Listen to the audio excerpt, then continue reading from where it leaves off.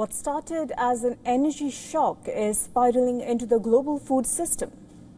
Fuel prices usually correct following diplomatic developments around Iran, but fertilizer markets continue to remain under stress. The big question, are we heading towards the next food inflation cycle? Here's a report that explains more. Take a look. Fuel prices have been volatile, reacting swiftly to the Iran ceasefire. Prices dropped over 15% after spiking nearly 50% during the conflict. But fertilizer markets are telling a very different story.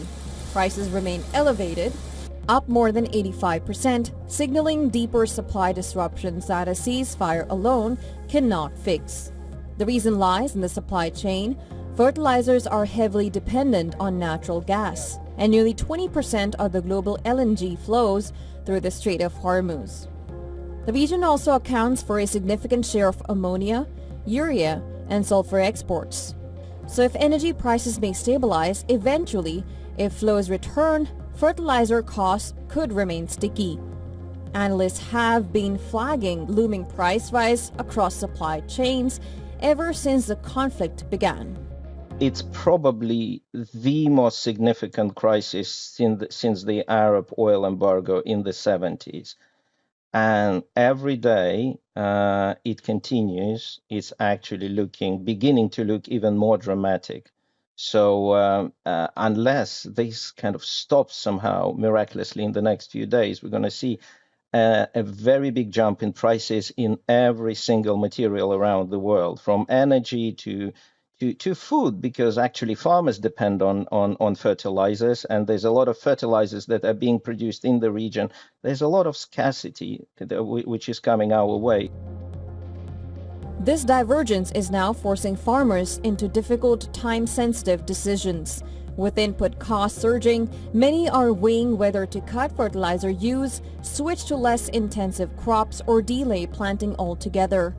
Early estimates suggest crop yields could fall between 10 and 15%, especially in Asia, where the rice planting season is about to begin. At the same time, disruptions in LNG supply are already impacting fertilizer production in countries like India and Indonesia, which rely on West Asia for almost 30% of its needs. The result is a cascading effect from higher input costs to lower output, raising the risk of tighter food supplies in the coming months. The impact is now spreading beyond farms to global food security. The UN's World Food Program warns that food insecurity in Asia-Pacific could rise by 24%, with countries like Myanmar facing acute stress. Globally, food prices are expected to increase, with early estimates pointing to a 3.6% rise at the retail level by June. There are also broader risks. Major producers may restrict exports to protect domestic supply, amplifying shortages for import-dependent nations.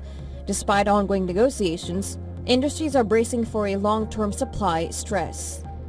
Business Bureau Report, WION World is One.